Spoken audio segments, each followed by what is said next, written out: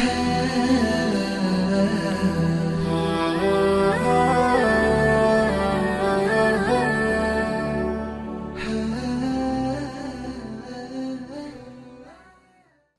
আলাইকুম রহমতুল্লাহ বারকাত। আলহামদুলিল্লাহ ওসলাত ওয়াসালাম আলা রাসুলিল্লাহ ওয়ালা আলিহি ওয়াসহাবিহি ওয়া মাওয়ালা মা বাদ। সবাইকে আন্তরিক প্রীতি, শুভেচ্ছা এবং অভিনন্দন জানাচ্ছি শরিয়া প্রেসক্রিপশনসের আজকের আয়োজন থেকে। আল্লাহ সুবহানাহু ওয়া তাআলা আমাদের এই আয়োজনটাকে কবুল করে নিন। দিন শেখার কাজটাকে আল্লাহ তাআলা আমাদের জন্য সহজ এবং সুন্দর করে দিন, আল্লাহুম্মা আমিন।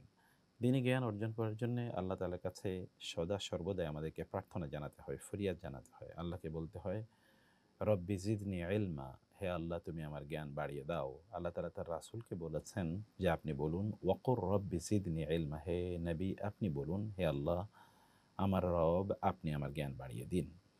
জ্ঞান অর্জনের জন্য আমাদেরকে জার্নিতে যেতে হয়, প্রয়োজনে সফর করতে হয়। সেগুলো বইয়ের পৃষ্ঠা এর মধ্যে সফর অথবা জমিনে সফর করতে হয় আমাদেরকে।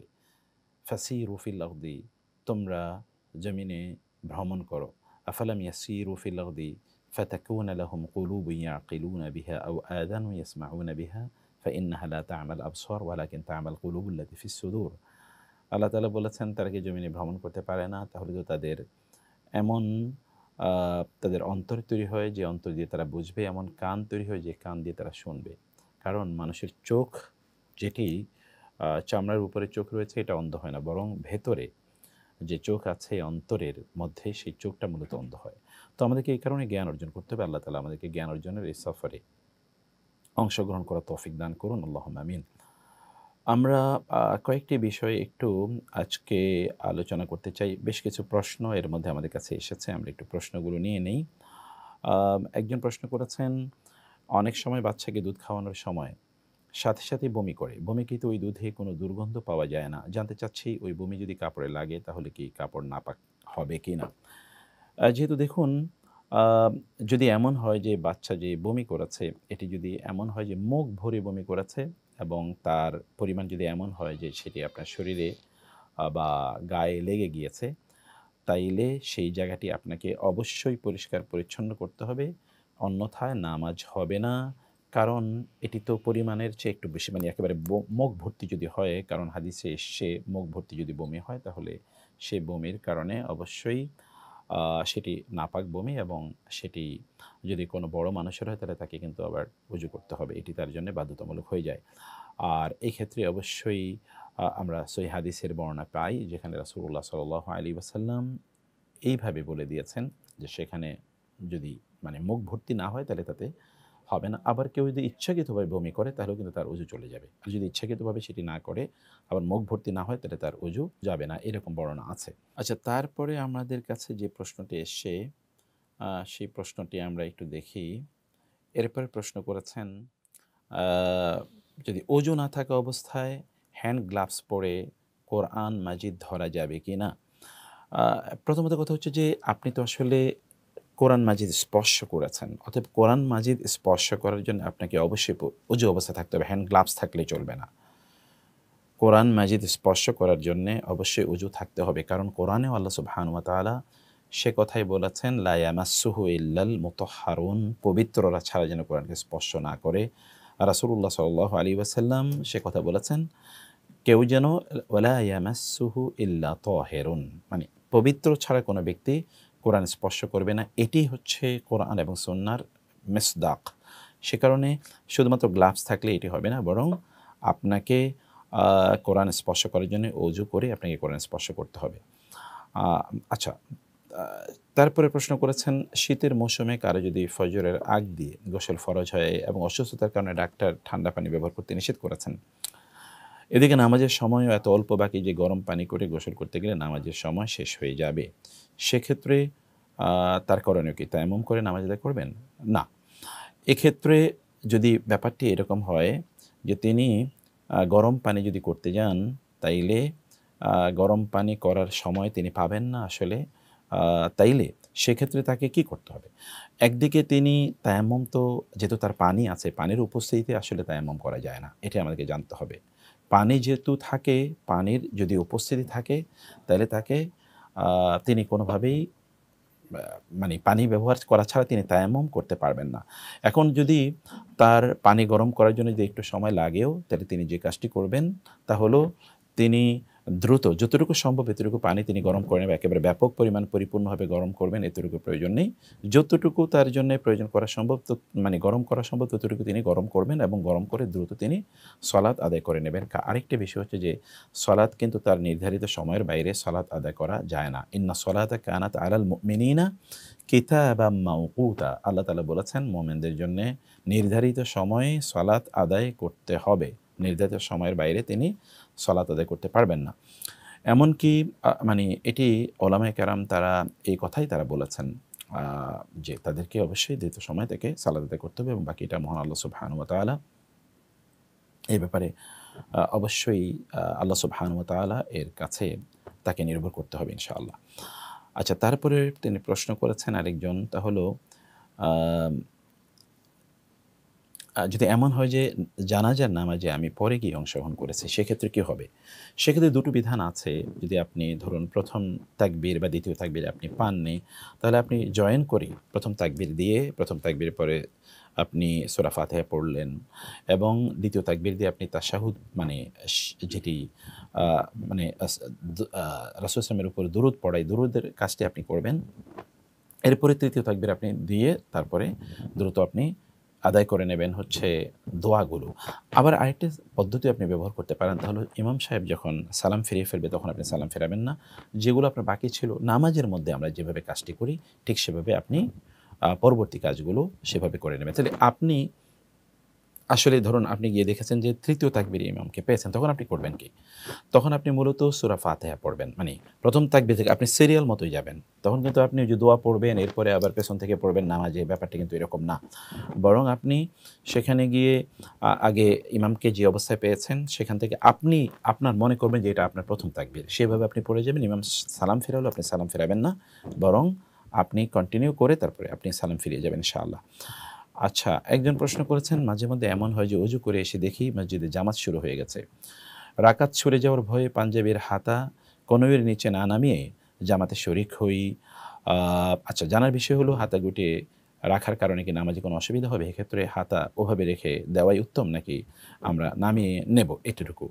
দেখুন, ১ নম্বর কথা হচ্ছে যে এটি হানাফদের মতে নামাজের হাতা গুটিয়ে রাখা মানে একেবারে এই যে কনুইয়ের উপরে কাপড় নিয়ে যাওয়া এটা মাকরুহ বলে তারা মনে করেন। অতএব সে কারণে আপনার দায়িত্ব হচ্ছে যে আবার এটা নামাজের সৌন্দর্যেরও কিন্তু ব্যাঘাত হয়। কারণ আল্লাহ তাআলা বলেছেন খুযু যিনাতাকুম ইনদা কুল্লি মাসজিদিন। অর্থাৎ তোমরা প্রত্যেক নামাজের সময় তোমাদের সুন্দর জামা কাপড়গুলো পরে নাও। আপনি যদি কোথাও কোনো আ মানে গুরুত্বপূর্ণ কোনো মানুষের কাছে যদি যান, নিশ্চয়ই আপনি তখন আপনার জামার হাতাটি গুটিয়ে যাবেন না। সেটি কিন্তু অথবা আপনি অফিসে আছেন, সেখানে সবার সামনে কিন্তু আপনি এরকম রাখবেন না। কারণ এটা সৌন্দর্যের প্রতীক না। আর যখন আপনি আল্লাহ সুবহানাহু ওয়া তাআলার সামনে দাঁড়াবেন, তখন কি এভাবে দাঁড়ানো আপনার জন্য কোনোভাবে শোভনীয় হয়? না, এটি কোনোভাবে শোভনীয় হয় না। এটি সুন্দর নয় কাজ। এই কারণে মুসলিম স্কলাররা তারা বা আমাদের মুফতি সাহেবরা তারা বলে থাকেন, ফতোয়ার গ্রন্থগুলোতে এরকম আছে যে তিনি যদি তার এই যে মেরফাকাইন বলা হয় এটাকে, এর উপরে যদি তিনি তার হাতাটাকে উঠান তাহলে হাযা মাকরুহুন, এটি তাহলে মাকরুহ হবে।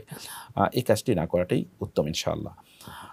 তারপরে একজন বলেছেন যে গতকাল আমি জুমার পূর্বের আ আ আচ্ছা, গত সপ্তাহে আমি জুমার পূর্বের ৪ রাকাত সুন্নত পড়ছিলাম। ৩য় রাকাতে থাকা অবস্থায় খুতবা শুরু হয়ে যায়। ফলে নামাজ ৪ রাকাত পূর্ণ করব নাকি এই অবস্থায় নামাজ ছেড়ে দেব তা নিয়ে দ্বিধাদ্বন্দ্বে পড়ে যাই। শেষে সংক্ষেপে ৪ রাকাতেই পূর্ণ করি।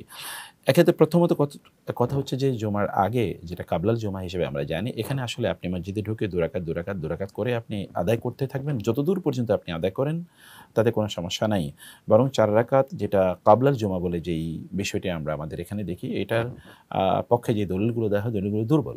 সেখানে আপনি ৪ রাকাত একসাথে না পড়ে আপনি ২ রাকাত, ২ রাকাত পড়বেন, তাহলে আপনার সলাত আদায় হয়েও যাবে। কাবলাল জুমা যেটি আপনি হিসেবে জানেন সেটিও একদিকে আদায় হয়ে যাবে। কারণ রাসূলুল্লাহ সাল্লাল্লাহু আলাইহি ওয়াসাল্লাম তিনি বলেছেন যে কেউ মসজিদে ঢোকার পর ইমামের খুতবা শুরু হওয়ার আগ পর্যন্ত তিনি সুম্মা ইউসাল্লি মা শাআ, অতঃপর তার যতটুকু মনে চায় তিনি সালাত আদায় করবেন।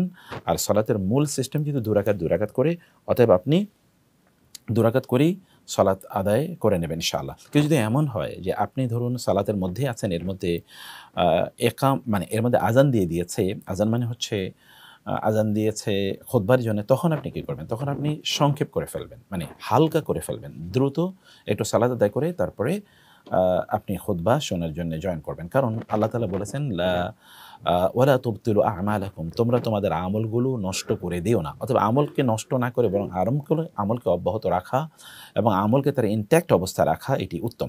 যদি ব্যাপারটা এমন হয় যে আপনি যে অবস্থায় আছেন তাতে আপনি আসলে ১ রাকাত শেষ করতে পারবেন না, বরং তার আগেই ফর এক্সাম্পল ইমাম তিনি নামাজের রুকুতে চলে যাবেন, অথবা ধরুন খুতবা একটু অ্যাডভান্স লেভেলে চলে যাবে, আপনি একেবারে ইনিশিয়াল পর্যায়ে আছেন এবং আপনি একটু লম্বা সময় লাগবে, তাহলে আপনি ওই অবস্থায় সালাম ফিরিয়ে নামাজটি শেষ করে ফেলবেন ইনশাআল্লাহ। একজন প্রশ্ন করেছেন, আমার দাদির বয়স ৯৫ বছর। শারীরিকভাবে তিনি অনেক দুর্বল হয়ে পড়েছেন। স্মৃতিশক্তি দুর্বল হয়ে গেছে। ফলে নামাজে দাঁড়ালে ঠিকমতো সূরা কেরাত পড়তে পারেন না। নামাজের আমলগুলো ধারাবাহিকভাবে আদায় করতে পারেন না। এজন্যে নামাজের সময় হলে আমার বোন তাকে অজু করিয়ে দাঁড় করিয়ে দেন এবং নামাজের আমলগুলো একের পর এক তাকে স্মরণ করিয়ে দেন। এভাবে নামাজ হবে কি না? হ্যাঁ, দেখুন, এটি নামাজের সিস্টেম। কোনো একজন ব্যক্তি তার যদি ধরুন যেই সাধারণ জ্ঞান এটি যদি লোপ পায়, অথবা তার যদি কোনটা ভালো কোনটা মন্দ এটি তিনি বুঝতে পারেন না, অনেকে তিনি চিনতে পারেন না, অনেক কিছু তিনি মনে রাখতে পারেন না, এবং তার ধরুন নামাজের সময় হয়েছে এটাও তিনি বুঝেন না। এই যে মানে একেবারে বোধ বা জ্ঞান এটি তার লোপ পেয়েছে, এটি তার বার্ধক্যের কারণে অথবা অন্য কোনো অসুস্থতার কারণে, তাহলে দায়িত্ব হচ্ছে তার আশেপাশে যারা আছেন তারা তাকে নামাজের সময়গুলোতে বলে দেবেন, অজু করিয়ে দেবেন, দাঁড় করিয়ে দেবেন এবং তাকে স্মরণ করিয়ে দেবেন যতটুকু তিনি করেন। কারণ ফাত্তাকুল্লাহা মাসতাতা'তুম লা ইউকাল্লিফুল্লাহু নাফসান ইল্লা উসআহা, তোমরা আল্লাহকে তোমাদের সামর্থ্য অনুসারে ভয় করো এবং আল্লাহ সুবহানাহু ওয়া তাআলা কাউকে তার সামর্থ্যের বাইরে দায়িত্ব প্রদান করবেন না। এই যে কোরআনের যেই বক্তব্যগুলো এবং রাসূলুল্লাহ সাল্লাল্লাহু আলাইহি ওয়াসাল্লামের যে দিক নির্দেশনা, তা থেকে আমরা বুঝতে পারি যে তার সামর্থ্য অনুসারে তাকে সালাতের জন্য দিক নির্দেশনা দিতে হবে। এটি খুবই গুরুত্বপূর্ণ। রাসূলুল্লাহ সাল্লাল্লাহু আলাইহি ওয়াসাল্লাম তিনি ঠিক এমনটি করেছেন। যেমন আসমা রাদিয়াল্লাহু তাআলা আনহা এর ব্যাপারে বিশিষ্ট তাবী রুকাইন ইবনে রাবি রাহিমাহুল্লাহ তিনি বলেন, দাখালতু আলা আসমা ওয়া হিয়া তুসাল্লি ওয়া হিয়া আজুজুন, যে আসমা বিনতে আবি বকর রাদিয়াল্লাহু তাআলার কাছে আমি গিয়েছিলাম, তিনি খুবই দুর্বল এবং তিনি বৃদ্ধা এমন হয়ে গিয়েছেন। আর একজন নারী তাকে বলছেন, ইরকাই ওয়াসজুদি, আপনি এবার রুকু দেন, আপনি এবার সিজদা করেন। মানে এইভাবে আপনি করতে পারেন, কারণ বয়োবৃদ্ধ হওয়ার কারণে অনেকের এই সমস্যা তৈরি হতে পারে, সেখানে আমাদের সাপোর্ট দেওয়া দরকার। ঠিক এরই প্রসঙ্গে একজন প্রশ্ন করেছেন যে আমার একজন স্পেশাল চাইল্ড মানে অটিস্টিক চাইল্ড আছে, তো সেই বাচ্চাটির বয়স হয়ে গেছে, বালেগ হয়েছে, আমি তাকে নামাজের কথা কীভাবে বলবো? কারণ সে কথাও বলতে পারে না এবং বুঝতেও পারে না, অনেক কিছু সে উপলব্ধি করে না। দেখুন প্রিয় বোন, আমরা এখন যেই প্রশ্ন করে যে প্রশ্নের উত্তর দিয়েছি যেভাবে, ঠিক একই বক্তব্য আপনার জন্য প্রযোজ্য, যে আপনার সন্তানকে যেহেতু সে বালেগ হয়ে গেছে, খাবার দাবার বুঝে এবং মোটামুটি সে কিছু মানে ভালো মন্দ মোটামুটি সে বুঝতে পারছে যে কোনটা ভালো কোনটা মন্দ, তাইলে তাকে আপনি তাকে সলাতের সময় তাকে উজু করিয়ে দেন, নামাজ দাঁড় করিয়ে দেন এবং তাকে বলুন, আপনি তাকে রিপিট করুন যে তুমি এটা বলো, এটা বলো, এটা বলো। এর মাধ্যমে এটা মানে দায়িত্ব পালন হয়ে যাবে। আর যদি এমন হয় সে আসলে কিছুই বোঝে না, দাঁড়াতেও পারে না, আবার দাঁড়ালে তাকে বললে সে দাঁড়াতে জানেও না, বুঝেও না, কথাও বলতে জানে না, কোনো কিছু সে বুঝেও না, কেবল একটু হালকা খেতে পারে, এর বাইরে কোনো কিছু না, তাইলে আপনারা তাকে যে অবস্থায় আছে এই অবস্থায় একটু নামাজের মতো করে তাকে বসিয়ে দেন, অথবা নামাজের মতো করে একটু উঠা নামা তাকে করান। মানে সাধারণত আপনারা তাকে টয়লেটেও নিয়ে যান, এটি একটু উঠানামা করানোর ব্যবস্থা করেন। আল্লাহ সুবহানাহু ওয়া তাআলা আশা করছি এতটুকুর কারণেই তার জন্য এটিকে সহজ করে দেবেন ইনশাআল্লাহ এবং তাকে ক্ষমা করে দেবেন ইনশাআল্লাহ। আচ্ছা, আরেকজন প্রশ্ন করেছেন, আমার চাচা কিছুদিন আগে ইন্তেকাল করেছেন, চাচার ওপর অনেক ঋণ রয়েছে, তিনি সম্পদ হিসেবে যা রেখে গেছেন তা থেকে সামান্য কিছুই পরিশোধ করা যাবে, বাকি অনেক টাকা ঋণ অপরিশোধিত থেকে যাবে। ওইদিকে চাচাতো ভাইদের আর্থিক অবস্থা তেমন ভালো না। আমার প্রশ্ন হচ্ছে, এমত অবস্থায় আমি কি যাকাতের টাকা দিয়ে চাচার ঋণ পরিশোধ করতে পারবো কি না? প্রথমত কথা হচ্ছে যে আপনি ঋণের যেইটা পরিশোধ করবেন সেটি সত্যিকার অর্থে আপনি মৃতর পক্ষ থেকে আপনি এটা পরিশোধ করতে পারবেন না, বরং একজন মানুষ যখন মারা যায় তখন তার উত্তরাধিকার যারা থাকে তাদের উপর এই দায়টা চলে আসে, যেমন তার ছেলেদের উপর এই দায়টি চলে আসে। আর ছেলের যেহেতু যাকাতের হকদার, কারণ তারাও তো আসলে অসহায় এবং তাদের উপর বাবার রেখে যাওয়া ঋণ আছে, সেক্ষেত্রে আপনি সম্পদের মালিক ছেলেদেরকে বানিয়ে দেন, তাদেরকে আপনার যাকাতের টাকা দিয়ে দেন, তারা ওই যাকাতের টাকা দিয়ে ঋণ পরিশোধ করবে। এইভাবে ঋণ পরিশোধ করা যায়, কিন্তু মৃত ব্যক্তির উপর তো আর কোনো দায় নাই। তো ফলে আপনি তার পক্ষ থেকে এটি আদায় করে দেবেন, ব্যাপারটি কিন্তু এরকম হবে না। তাহলে আপনি আদায় করতে পারবেন, কিন্তু আপনার চাচাতো ভাইদেরকে আপনি সম্পদের মালিক বানিয়ে দেন, তারা তাদের মতো করে এই বাবার রেখে যাওয়া যে ঋণগুলো, এই ঋণগুলো পরিশোধ করে দেবে ইনশাআল্লাহ। আচ্ছা, এরপরে আমরা যেই প্রশ্নটি দেখছি, সেই প্রশ্নটি হলো, আচ্ছা, ইসলামী খেলাফত বাংলাদেশে কীভাবে সম্ভব? ইসলামী খেলাফত বাংলাদেশে তো সম্ভব অবশ্যই। খেলাফতের দুটো সিস্টেম আপনার আছে। একটা হচ্ছে যে ধরুন আপনি একেবারে নিচ থেকে যেটি নবী রাসূলুল্লাহ করেছেন দাওয়াতি পদ্ধতি, অর্থাৎ আপনি মানুষকে দাওয়াত দেবেন, মানুষকে আপনি উপযুক্ত করে তুলবেন, উপযুক্ত করে তুলে তারপরে মানুষকে আপনি এমনভাবে প্রস্তুত করবেন যে তারা শরিয়া চায় বা তারা খেলাফত চায়, এভাবে মানুষকে তৈরি করবেন। আরেকটা হচ্ছে যে না, আপনি সেটা ধরুন বিপ্লবের মাধ্যমে তৈরি করলেন, অথবা যেমন বিভিন্ন দেশ বিজয়ের মাধ্যমে যে কাজটি নবী রাসূলুল্লাহ করেছেন বা সাহাবায়ে কেরামরা তারা করেছেন, যদি এমনকি আপনি যেমন সাবার কথা বলেন, যেমন সুলাইমান আলাইহিস সালাতু ওয়াস সালাম সাবার রানীর কাছে তিনি চিঠি পাঠিয়েছেন যে তোমরা এটা করো। আবার রাসূলুল্লাহ সাল্লাল্লাহু আলাইহি ওয়াসাল্লাম যেমন যুদ্ধ করেছেন, বিগ্রহ করেছেন, এভাবে কিন্তু করেছেন। এখন তো আর আপনি রাষ্ট্রের অভ্যন্তরে তো, এটা তো অমুসলিমদের সাথে, অথবা রাষ্ট্রের অভ্যন্তরে তো আর আপনি যুদ্ধ করতে পারবেন না। সেক্ষেত্রে আপনাকে মূলত দাওয়াতি পদ্ধতিতেই এই কাজটি আপনাকে করতে হবে। এর মাধ্যমে আপনি করতে পারেন। আরেকটা প্রসেস যেটা আছে যে একেবারে মানে আপনি যদি ধরুন রাষ্ট্রের কোনো দায়িত্ব গ্রহণ করেন কোনোভাবে, যে মেকানিজম শরিয়া সম্মত এমন কোনো মেকানিজম আপনি রাষ্ট্রের দায়িত্ব গ্রহণ করলেন, দায়িত্ব গ্রহণ করার পর তারপরে আপনি সেখানে শরিয়াকে আপনি গ্র্যাজুয়ালি শরিয়া এস্টাবলিশ করলেন। অমুসলিমদের জন্য তো শরিয়া এস্টাবলিশ করবেন না, আপনি মুসলিমদের জন্য আপনি গ্র্যাজুয়ালি শরিয়া এস্টাবলিশ করবেন, এটি আপনি করতে পারেন ইনশাআল্লাহ। আচ্ছা, সাউন্ড কোয়ালিটি নিয়ে অনেকে প্রশ্ন করেছেন। আচ্ছা, আমাদের টেকনিক্যাল টিমকে বলছি যে সাউন্ড কোয়ালিটির একটু দেখার জন্য ইনশাআল্লাহ। একজন বলেছেন যে আমি আচ্ছা, আমি কীভাবে ভালো মুমিন হতে পারবো? আমাকে কিছু আমল এবং পরামর্শ দিন। দেখুন, ভালো মুমিন হওয়ার জন্য তো কোরআনে সূরাতু আল মুমিনুন, আল্লাহ সুবহানাহু ওয়া তাআলা সূরাতুল মাআরিজ আল্লাহ সুবহানাহু ওয়া তাআলা বলে দিয়েছেন, কদ আফলাহাল মুমিনুন আল্লাযীনা হুম ফি সলাতিহিম খাশিউন ইন্নাল ইনসানা খুলিকা হালুআ ইযা মাসসাহুশ শাররু জাজুআ ওয়া ইযা মাসসাহুল খায়রু মানুআ। আবার সূরাতু আত-তাওবাতে সূরাতুল আনফালে আল্লাহ তাআলা বলেছেন ইন্নামাল মুমিনুনা আল্লাযীনা ইযা যুকিরাল্লাহ। এই যে ইন্নামাল মুমিনুনা আল্লাযীনা আমানু বিল্লাহি ওয়া রাসূলিহি সুম্মা লাম ইয়ারতাবু, সূরাতুল হুজুরাতে আছে। এই আয়াতগুলোতে আপনি দেখবেন যে প্রকৃত মুমিনের কি কি বৈশিষ্ট্য আছে। আমরা আপনাকে ১ নম্বর বলি যে আপনার আকীদাটা পরিশুদ্ধ করুন, ২ নম্বর বলবো আপনি সালাতের প্রতি গুরুত্ব প্রদান করুন। সালাত যদি কেউ আদায় না করে ঠিকমতো, তাহলে তিনি আসলে মুমিনই থাকতে পারেন না। সেখানে আপনাকে সালাতের প্রতি খুবই গুরুত্ব প্রদান করতে হবে ইনশাআল্লাহ। আচ্ছা, অনেকে কিন্তু একই প্রশ্ন বারবার করেন। যদি আপনি একই প্রশ্ন বারবার করেন তাহলে আমরা অন্যদের আসলে প্রশ্নের উত্তর দিতে পারবো না।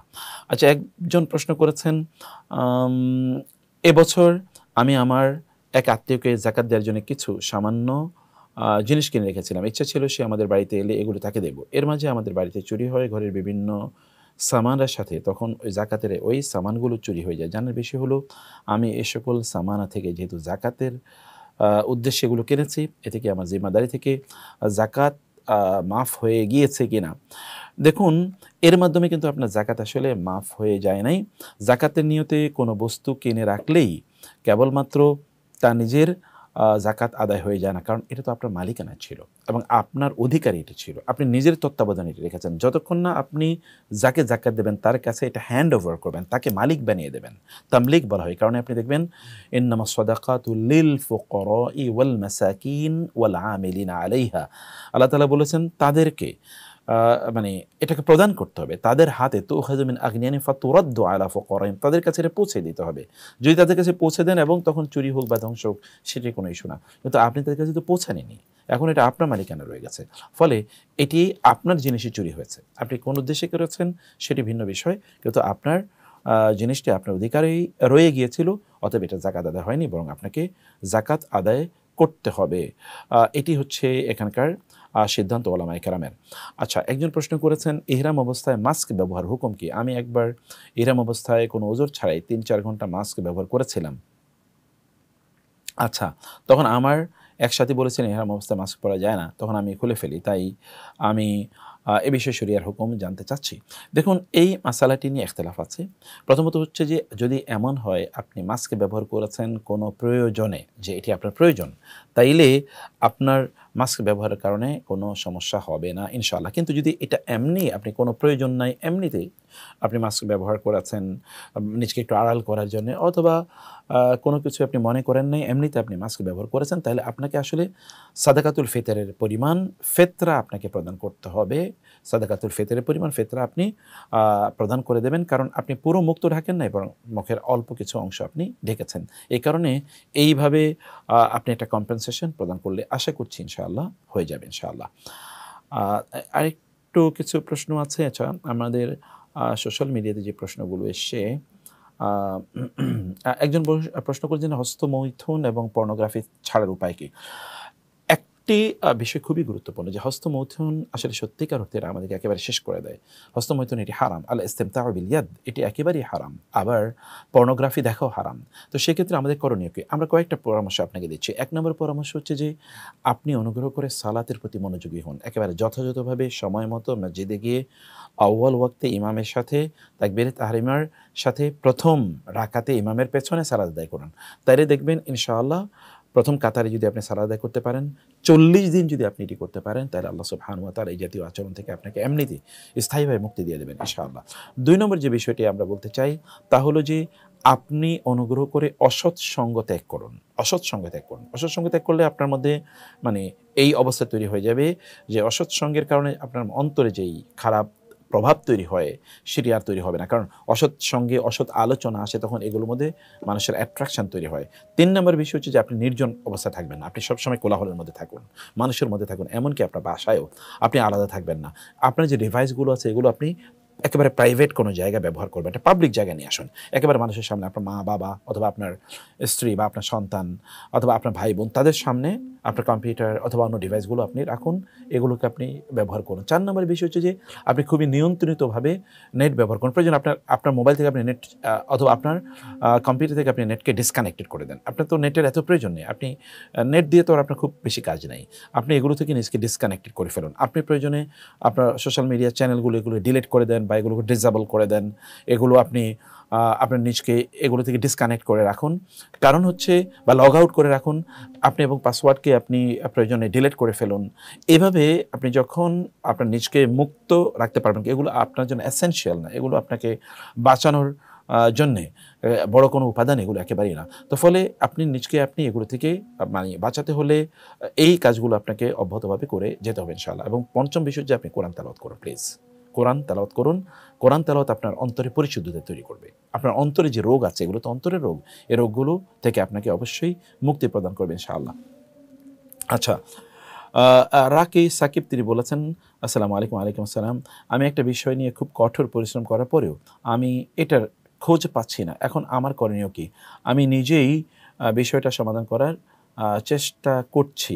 আচ্ছা, আপনি যেটি বলছেন যে আপনি কোনো একটা বিষয় নিয়ে খুব চেষ্টা করছেন। তো চেষ্টা কেবলমাত্র করলে হবে না, আল্লাহর উপর তাওয়াক্কুল করতে হবে। ফাইজা আযামতা ফাতাওয়াক্কাল আলাল্লাহ। আপনি যখন সিদ্ধান্ত নেবেন, আপনি চেষ্টা করবেন, তখন আপনি আল্লাহর উপর তাওয়াক্কুল করুন। আল্লাহ সুবহানাহু ওয়া তাআলা এর কাছে আপনি চান। আল্লাহর কাছে না চাইলে, আল্লাহ যদি আপনাকে তৌফিক না দেয়, তাহলে আপনি করতে পারবেন না। এই কারণে নবীরা তারা দোয়া করতেন, উফাউযিদু আমরি ইলাল্লাহ। আমার বিষয়টি আমি আল্লাহ সুবহানাহু ওয়া তাআলা এর কাছে ছেড়ে দিয়েছি। আচ্ছা, মোহাম্মদ ফেরদৌস বলেছেন দিনদার মেয়ে পাওয়ার উপায় কি? আপনি নিজে দিনদার হয়ে যান। কারণ আল্লাহ তাআলা বলেছেন, আল খাবিসাতু লিল খাবিসিনা ওয়াল খাবিসুনা লিত খাবিসাত ওয়াত তাইয়্যিবাতু লিত তাইয়্যিবিন ওয়াত তাইয়্যিবুনা লিত তাইয়্যিবাত ওয়াজ জানিয়াতু লা ইয়ানকিহুহা ইল্লা জানিন আও মুশরিক ওয়া হুররিমা যালিকা আলাল মুমিনিন। আল্লাহ তাআলা বলেছেন, আল্লাহ সুবহানাহু ওয়া তাআলা দিনদার পুরুষদের জন্য দিনদার নারী, দিনদার নারীদের জন্য দিনদার পুরুষের ব্যবস্থা করে রেখেছেন। অথবা সমাজের দায়িত্ব হচ্ছে দিনদার পুরুষদের জন্য দিনদার নারী, দিনদার নারীদের জন্য দিনদার পুরুষের ব্যবস্থা করা। ওয়ানকিহুল আয়ামা মিনকুম ওয়াস-সালিহিনা মিন ইবাদিকুম ওয়া ইমাইকুম। আল্লাহ তাআলা বলেছেন, তোমাদের মধ্যে যারা দিনদার ছেলে এবং মেয়ে, তাদের জন্য দিনদার ছেলে এবং মেয়ে মানে বিয়ের জন্য ব্যবস্থা করো। তো ফলে আমাদেরকে দিনদার ছেলে এবং মেয়েদেরকে বিয়ের জন্যে আমাদের ব্যবস্থা করতে হবে। এটা আমাদের দায় এবং এটা আমাদের দায়িত্ব। এই দায়িত্বটি আমাদেরকে অবশ্যই গ্রহণ করতে হবে। তো তারপরে এরপরে যে বিষয়টি আমরা দেখতে পাই, তারপরে যে বিষয়টি আমরা বলতে পারি, তা হলো যে আপনি এরপরে আপনার যে সকল আত্মীয়স্বজন বা প্রিয়জন যারা আছেন, তাদের কাছে আপনার নিজকে আপনি বলুন যারা দিনদার মানুষ তাদের কাছে আপনি বলুন যে আপনি এরকম দিনদার পাত্র চান, তাহলে তারা আপনাকে প্রদান করবে। আর ৩ নম্বর বিষয় হচ্ছে আল্লাহর কাছে চাইতে হবে বেশি। বেসিক্যালি আল্লাহ সুবহানাহু ওয়া তাআলার কাছে বেশি, বেশি চাইতে হবে ইনশাআল্লাহ। আচ্ছা, বলেছেন যে আসসালামু আলাইকুম, বাংলাদেশি মিশনারি কলেজগুলোতে পড়ার বিধান কি?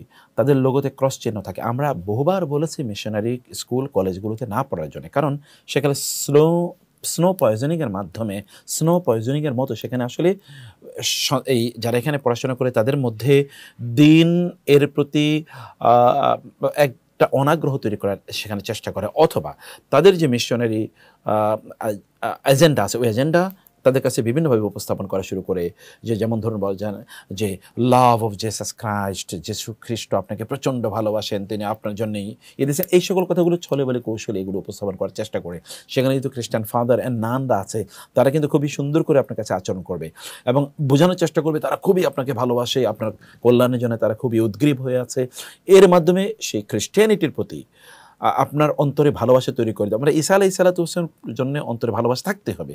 কিন্তু তারা যেই ঈসা আলাইহিস সালামের একটা প্রতিকৃতি তারা স্থাপন করেছে যীশু খ্রিস্ট নামে, এই যীশু খ্রিস্টের আ যে প্রতিকৃতি তারা স্থাপন করে, সেই আ দিকে যদি আপনার বিশ্বাস স্থাপন হয়, তাহলে তো ঈমানই চলে যাবে, তাই না? কারণ আল্লাহ তাআলা বলেছেন, ওয়া মা কাতালুহু ওয়া মা সালাবুহু, তারা তাকে হত্যাও করে নাই, তারা তাকে ক্রুশবিদ্ধ করতে পারে নাই। তো ফলে আমরা যখন ঐরকম বিশ্বাসের প্রতি ঝুঁকে যাব, মনে করব যে না, খ্রিস্টান ধর্ম is also very good religion, superior, অথবা এটা সিমিলার টু আওয়ার রিলিজিয়ন, এরকম ধারণা যখন আমরা শুরু করা দেব, তখন কিন্তু আমাদের ঈমান চলে যাবে বা আমাদের ঈমান তখন থাকবে না। আমাদেরকে আবার নতুন করে ঈমান আনতে হবে। কারণ আল্লাহ সুবহানাহু ওয়া তাআলা বলেছেন, তারা তাদের ধর্মকে বিকৃত করেছে। ইউহাররিফুনাল কালিমা আম মাওয়াদিহি, কোরআন বলেছে। কিন্তু আমরা যখন সেগুলোকে সত্য হিসেবে মানব, তখন এই জাতীয় জটিলতা তৈরি হবে।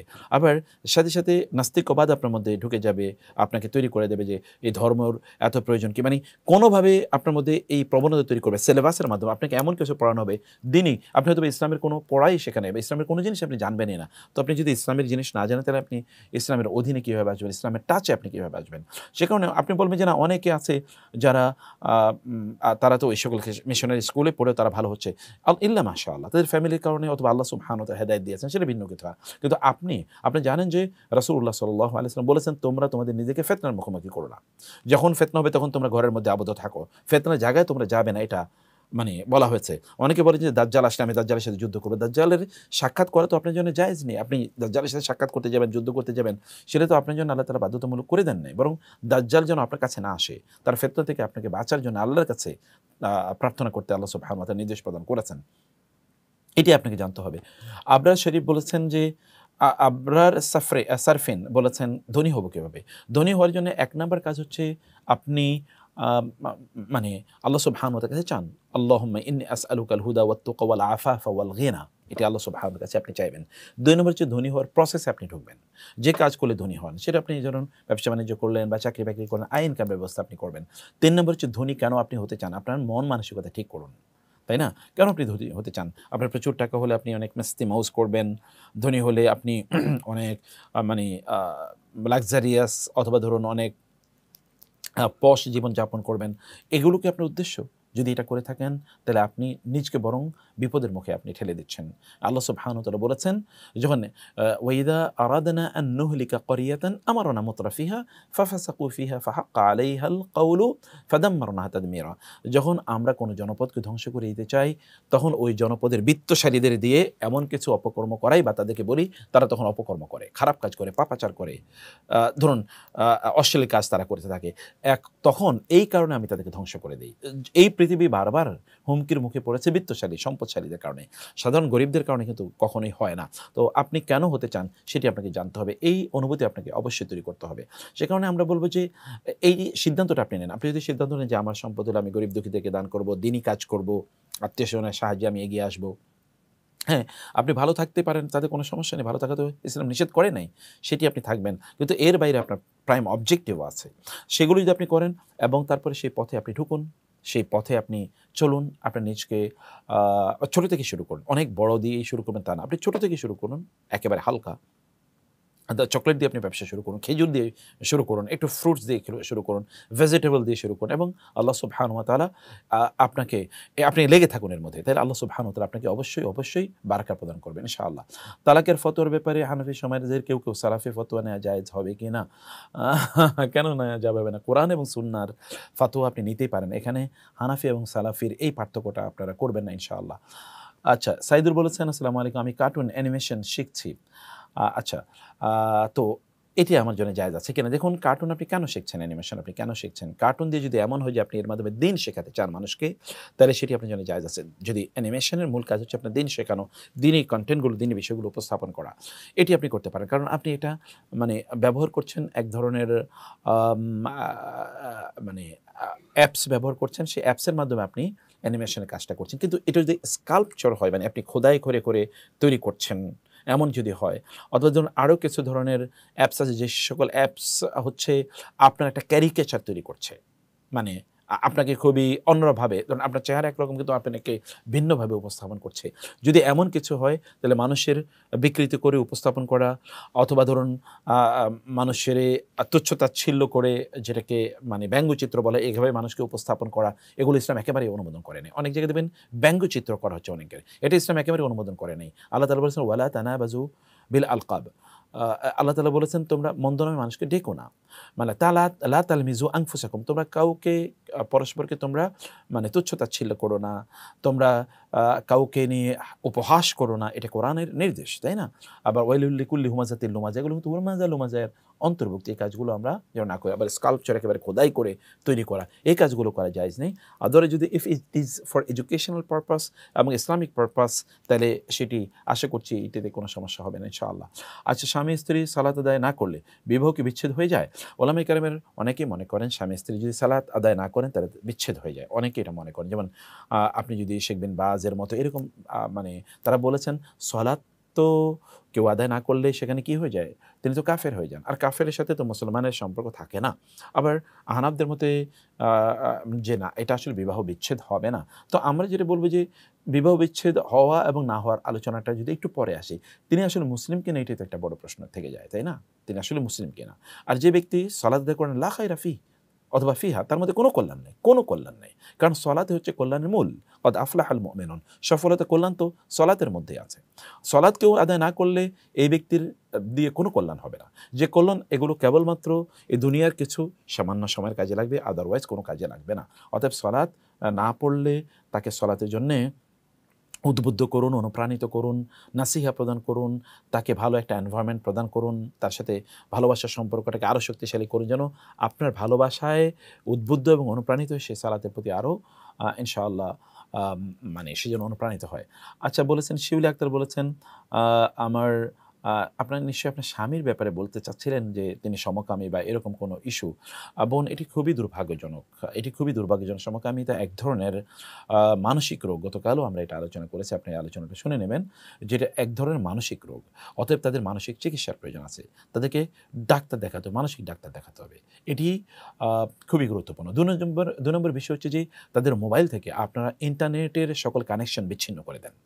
অনুগ্রহ করে ইন্টারনেটের সকল কানেকশন বিচ্ছিন্ন করে দেন এবং তার ডিভাইসে ইন্টারনেটের সকল কানেকশন বিচ্ছিন্ন করে দেন। কারণ এর মাধ্যমে তারা মূলত এক ধরনের অ্যাপস আছে।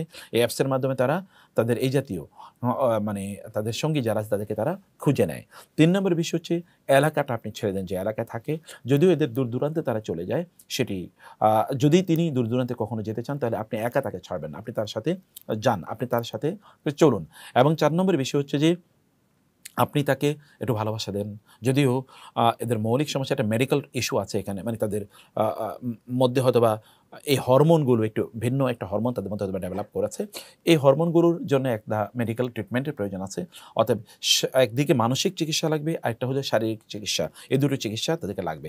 আর ৫ নম্বর বিষয় হচ্ছে তাদেরকে সলাতে একেবারে বাধ্যতামূলক করে দেন। সলাত যদি নিয়মিত আদায় করে, তাহলে আশা করছি যে এই মানসিকতা থেকে তারা অবশ্যই মুক্তি পাবে ইনশাআল্লাহ। আচ্ছা, শাকিল বলেছেন আমার দাদির বয়স ৮০। আ আচ্ছা, এটা আমরা প্রশ্নটি আমরা নিতে পারিনি। ওকে। আমি পেশায় একজন শিক্ষক। প্রতি মাসে জিপি অ্যা জিপিএফ অ্যাকাউন্টে কিছু টাকা কর্তন করা হয়, যা চাকরি শেষে আমাদেরকে সুদসহ দেওয়া হয়। কিন্তু জিপিএফ এর টাকা নিয়ে দ্বিমত রয়েছে। কেউ বলে এটা জায়েজ, কেউ বলেন হারাম। শরীক কোনটি জানতে চাই। আপনাকে যেটা সুদ আকারে দিয়েছে অতটুকু আপনি নিতে পারবেন না। কিন্তু যেটা আপনার প্রভিডেন্ট ফান্ডের অথবা ধরুন আপনার কন্ট্রিবিউটরি প্রভিডেন্ট ফান্ড যেটি আপনি দিয়েছেন এবং আপনার প্রতিষ্ঠান আপনাকে যতটুকু দিচ্ছে, এই দুটো মিলিয়ে যেটা হবে সেটি আপনি গ্রহণ করতে পারেন। কারণ আপনার প্রতিষ্ঠান এটা চুক্তির অংশ হিসেবে আপনাকে টাকা দিচ্ছে। কিন্তু আপনি দেখবেন যে বছর শেষে আপনি কত টাকা অথবা আপনার ওইখানে অ্যাকাউন্টসে আপনার নিশ্চয়ই হিসাব আছে যে আপনি কত কন্ট্রিবিউট করেছেন, তারা কতটুকু দিয়েছে। এর উপর ভিত্তি করে আপনি যতটুকু পেয়েছেন ততটুকু আপনি নেবেন, বাকিটা আপনি তুলতে পারেন। তুলে এটি আপনি কোনো মানে জনকল্যাণমূলক কোনো কাজে এটি আপনি ব্যয় করে নেবেন ইনশাআল্লাহ। আচ্ছা, আবরার আবার প্রশ্ন করেছেন যে আমার স্মৃতিশক্তি দিন দিন কমে যাচ্ছে, আমার করণীয় কি? আপনার স্মৃতিশক্তি কমে গেলে আপনি রব্বি জিদনি ইলমা এটি বেশি বেশি পড়ুন, কোরআন হিফজ করুন। কোরআন হিফজ মানুষের ব্রেনকে তরতাজা রাখে, শক্তিশালী রাখে। কোরআন হিফজ করুন, কোরআন হিফজ করতে থাকুন, যতটুকু সম্ভব করতে থাকুন, এবং আপনি বেশি বেশি দূরত পড়বেন আল্লাহ সুবহানাহু ওয়া তাআলা। তাহলে এর কারণে আপনার যে বিপদ আছে এই বিপদটি আল্লাহ সুবহানাহু ওয়া তাআলা দূর করে দেবেন ইনশাআল্লাহ। আচ্ছা, তারপরে প্রশ্ন করেছেন ইমাম সাহেব যদি মনে করে আল্লাহকে পেতে পীর লাগবে, তার পেছনে সালাত আদায় করা যাবে কি না? তিনি যদি বলেন আল্লাহকে পেতে পীর লাগবে, তিনি আসলে এটা কোন দৃষ্টিভঙ্গি থেকে বলেছেন? যদি এমন দৃষ্টিভঙ্গি থেকে বলেন যে পীর ছাড়া আল্লাহকে পাওয়াই যাবে না, পীর ধরা ফরজ, আবার এটা তো তিনি বলছেনই। এর পাশাপাশি তিনি যদি মনে করেন যে পীর আল্লাহ সুবহানাহু ওয়া তাআলার পক্ষ থেকে কাজ করবে, পীরের কাছে চাইলেই পীর তাকে প্রদান করতে পারবে, পীর আল্লাহর রিপ্রেজেন্টেটিভ হিসেবে তার সাথে কাজ করবে, তার জন্য জান্নাত নিশ্চিত করে দেবে, এই জাতীয় কথাবার্তা যদি তিনি বিশ্বাস করেন তাহলে এগুলো শিরকি পর্যায়ে, তার পেছনে নামাজ হবে না। আদারওয়াইজ কিছু কিছু লোক আছে তারা ধরেন মনে করেন যে পীর যাও তারা এক ধরনের মানে যদি গাইড বলি, এই গাইড ধরা দরকার আছে, তাহলে তিনি আপনাকে মানে তারা ওস্তাদের মতো তারা আপনাকে সঠিক পথ প্রদর্শন করবেন বা দ্বীনের পথ প্রদর্শন করবেন। এটা একটা ভ্রান্তিমূলক বিশ্বাস যে পার্টিকুলার কোনো একজনকে ধরতে হবে, আবার তার মধ্যে শিরক বা বেদাতি কোনো চিন্তা থাকতেও পারে, আমরা সেটা জানি না। এই বিশ্বাসের মধ্যে কিছুটা ভ্রান্তি থাকলেও এটা একেবারেই একজন মানুষকে কাফের অথবা মুশরিক বানিয়ে দেয় না। তো সেই ক্ষেত্রে আপনি তার পেছনে নামাজ আদায় করতে পারবেন। আদারওয়াইজ তার এই বিশ্বাসের মধ্যে যদি শিরকি কোনো এলিমেন্ট থাকে তাহলে তাকে আপনি গ্রহণ করতে পারবেন না ইনশাআল্লাহ। কোরআন হিফজ করার পদ্ধতিটা যদি একটু বলতেন শোভা। কোরআন হিফজ করার জন্য আমরা আপনাকে বলবো যে ১ নম্বর ফজরের পর সকালবেলা কোরআন হিফজ করুন, অথবা ফজরের আগে কোরআন হিফজ করুন, কোরআন পড়ুন। আপনি কোরআন হিফজ করার ক্ষেত্রে সবচেয়ে বেশি গুরুত্ব দেবেন পেছনের রিভিশনকে, মানে আপনি যে আগে যা মুখস্থ করেন তাকে আপনি বেশি সময় দেন। কারণ আপনি নতুন মুখস্থ করার চেয়ে আপনার পুরান যে অংশটুকু আছে ওটি আপনি যদি মনে রাখতে পারেন তাহলে সেখানে আপনার আরও বেশি কল্যাণ হবে। মানে আপনি নতুন মুখস্থ করেছেন কিন্তু পুরানটা আপনি ভুলে গেছেন, তাহলে কোনো কাজ হবে না। অথবা আপনি রিপিটেশন করুন বেশি বেশি। ২ নম্বর বিষয় হচ্ছে যতটুকু আপনি মুখস্থ করেন ততটুকু আপনি নামাজে পড়ুন। আপনি যদি নামাজে যতটুকু মুখস্থ করেছেন ততটুকু যদি বলতে পারেন তাহলে আপনি নিশ্চিত থাকুন যে আপনি ভুলে যাবেন না ইনশাআল্লাহ। সে কারণে নামাজে একটু বেশি বেশি ওই সূরাগুলো পড়ার চেষ্টা করুন ইনশাআল্লাহ। এতে আপনার হিফজ শক্তিশালী হবে এবং আপনি ইনশাআল্লাহ এতে উপকৃত হতে পারবেন ইনশাআল্লাহ। আচ্ছা, মুক্তা আক্তার বলেছেন ইস্তেখারাতে একটা বিষয় বারবার দেখার বিষয় যদি কিছু বলতেন। আচ্ছা, দেখুন ইস্তেখারাতে আপনি একটি বিষয় বারবার দেখা মানে কি? আপনি ইস্তেখারা কেন করবেন? এটা একটু ভালো করে বুঝে নিন। আপনার জীবনে গুরুত্বপূর্ণ কোনো ডিসিশন যেটা হালাল ডিসিশন, হারাম কোনো ইস্যুতে না, হালাল ডিসিশন আপনি নেবেন কি নেবেন না, সেই ব্যাপারে আপনি আল্লাহ সুবহানাহু ওয়া তাআলার কাছে কল্যাণকর কোনটি সেটি আপনি চাইবেন। এটাকে বলে সলাতুল ইস্তেখারা। আপনি যেকোনো সময় ২ রাকাত সালাত আদায় করবেন। সালাত আদায় করার পর এরপরে সেই দোয়াটি আল্লাহুম্মা ইন্নী আস্তাখিরুকা বিইলমিকা ওয়া আস্তাকদিরুকা বিকুদরাতিক ওয়া আসআলুকা মিন ফাদলিকাল আযীম ফাইন্নাকা তা'লামু ওয়া লা আ'লাম। এই যে এই দোয়াটি আপনি পড়বেন এবং আপনি বলবেন, হে আল্লাহ, আমি যে কাজটি করতে চাই এই কাজটি কি আমার জন্য কল্যাণকর নাকি কল্যাণকর নয়, তুমি আমাকে জানিয়ে দাও। আল্লাহর কাছে আপনি বলবেন, আপনার জন্য যদি কল্যাণকর হয় তাহলে আপনি স্বপ্নে দেখতে পারেন, অথবা কেউ দেখবেন যে আপনাকে এসে পরামর্শ দিচ্ছে, অথবা আপনার অন্তরটা ওই কাজে ঝুঁকে যাচ্ছে, আপনার একটু ভালো ফিল হচ্ছে, না এই কাজটা করা দরকার, এটা করা দরকার। এমন যদি হয় তাহলে আপনি বুঝবেন যে আপনাকে আপনার আসলে পজিটিভ নোট আছে। সবসময় যে আপনি স্বপ্নে কোনো একটা কিছু দেখবেন, কেউ আপনাকে এসে বলবে, ব্যাপারটা কীরকম না। এমন হতে পারে যে আপনি ওই কাজটা করছেন, স্বপ্নে দেখাচ্ছেন, অথবা কেউ আপনাকে এসে নসিহত করছে তুমি কাজটি করো, অথবা আপনি দেখবেন যে ওই কাজটা আপনি হয়তোবা করছেন না, মানে এরকম কিছু জিনিস, অথবা আপনার অন্তরেই এমন অনুভূতি তৈরি হবে যে আপনি ওই কাজটা করছেন অথবা করছেন না, বা করতে চান বা করতে চান না, এটার উপর আপনি নির্ভর করবেন। তার পাশাপাশি একদিন ইস্তেখারা করলে যে আপনি এমন কিছু অনুভূতি পাবেন তা কিন্তু না, আপনাকে বারবার হয়তোবা করতে হবে, বারবার আপনি সেটি করে যাবেন ইনশাআল্লাহ, যতক্ষণ আপনি সমাধান না পান ইনশাআল্লাহ। আচ্ছা, লাস্ট প্রশ্নটি বলি। তা হচ্ছে যে আমাদের বেলাল ভাই বারবার প্রশ্ন করছেন যে রাসূল ইসলামের একটা হাদিস আছে, আল্লাহ সুবহানাহু ওয়া তাআলা প্রতি রাতে প্রথম আকাশে আসেন এবং বন্ধুদেরকে বলেন আমাকে চাও। আচ্ছা, তো কতদূর ঠিক আল্লাহ সুবহানাহু ওয়া তাআলা প্রথম আকাশে আসেন এবং তিনি বলেন যে এমন কি কেউ আছো যার রিজিকের প্রবলেম আছে, আমি তোমাকে রিজিক দেবো। এমন কি কেউ আছো যার আ আ মানে অসুস্থতা আছে, আমি তোমার অসুস্থতা দূর করে দেবো। এমনকি কেউ আছো যে বিপদে পড়েছো, আমি তোমার বিপদ দূর করে দেবো। এভাবে আল্লাহ সুবহানাহু ওয়া তাআলা তিনি বলতে থাকেন, অথবা তার পক্ষ থেকে কেউ ডেকে বলতে থাকে। এই হাদিসটি সত্য এবং সহিহ হাদিস। এখন অনেকে বলতে পারেন যে আল্লাহ সুবহানাহু ওয়া তাআলা প্রতি রাকাতে প্রথম আকাশে নেমে আসেন কোন দেশের আকাশে? এটা আপনি কোন দেশের আকাশে, তো আপনি এই সূর্যের উপর ভিত্তি করে বলছেন। আপনি সূর্যের কথা কেন বলছেন? মানে সূর্য তো এই পৃথিবীর জন্যে। আল্লাহ সুবহানাহু ওয়া তাআলা কি পৃথিবীর মধ্যে? এই পৃথিবী আল্লাহ সুবহানাহু ওয়া তাআলার সৃষ্টির মধ্যে কতটুকু অংশ জুড়ে? তার বাইরে কি সূর্য দ্বারা সবকিছু নিয়ন্ত্রণ হয়? অতএব আমাদের প্রশ্নের মধ্যেই তো ভুল আছে। আমরা আল্লাহকে বুঝতেই পারি না। ওমা কাদারুল্লাহ হাক্কা কাদরি। আমরা আল্লাহকে যথাযথভাবে বুঝতে পারিনি। অতএব টাইমিং আল্লাহ সুবহানাহু ওয়া তাআলার টাইমিং আর আমাদের টাইমিং এর কনসেপ্ট তো একরকম না। তাই না? সে কারণে এটি আল্লাহ সুবহানাহু ওয়া তাআলা নেমে আসেন, তার রাসূল এটি বলেছেন এবং সহিহ বর্ণনা। অতএব এটি নিয়ে কোনো মানে সন্দেহ অথবা নতুন কোনো প্রশ্ন করার কোনো সুযোগই নেই। বরং আপনি সেই কাজটি করুন। তাইলে দেখবেন আপনার এই সন্দেহ দূর হয়ে যাবে। শয়তান মানুষের মধ্যে কনফিউশন তৈরি করে দেয় এবং এই কনফিউশন তার মধ্যে সন্দেহের মাধ্যমে তার মাঝে প্রশ্নের আকারে এটিকে বহিঃপ্রকাশ ঘটায়। আমরা যেন সেটি না করি, আল্লাহ সুবহানাহু ওয়া তাআলার প্রতি আমাদের ঈমান যেন শক্তিশালী হয়, সেটি অবশ্যই আমরা আল্লাহ সুবহানাহু ওয়া তাআলা এর কাছে প্রত্যাশা করি। আল্লাহ তাআলা আমাদেরকে সেই তৌফিক দান করুন। আল্লাহুম্মা আমিন। হাযা সাল্লাল্লাহু সুবহানাহু ওয়া তাআলা নবিয়িনা মুহাম্মদ ওয়া আলিহি ওয়া সাহবিহি আজমাইন। সুবহানাকা আল্লাহুম্মা ওয়া বিহামদিকা আশহাদু আল্লা ইলাহা ইল্লা আনতা আস্তাগফিরুকা ওয়া আতুবু ইলাইক। ওয়াসসালামু আলাইকুম ওয়া রাহমাতুল্লাহি ওয়া বারাকাতুহু।